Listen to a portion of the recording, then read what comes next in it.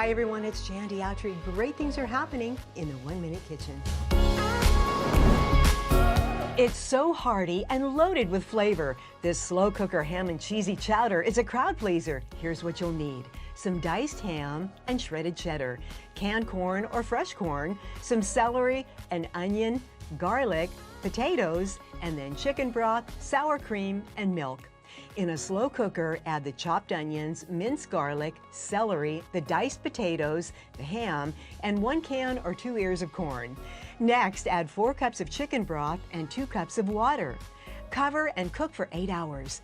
Once the soup is cooked, add your sour cream, shredded cheddar, the milk, and a little chopped parsley and pepper.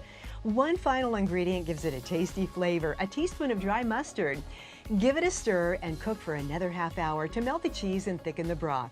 While that's happening and you want to serve the soup in a bread bowl, cut around the top, tear out the center, and let's eat. Whether it's a soup bowl or a bread bowl, this ham and cheesy chowder is slow cooking satisfaction.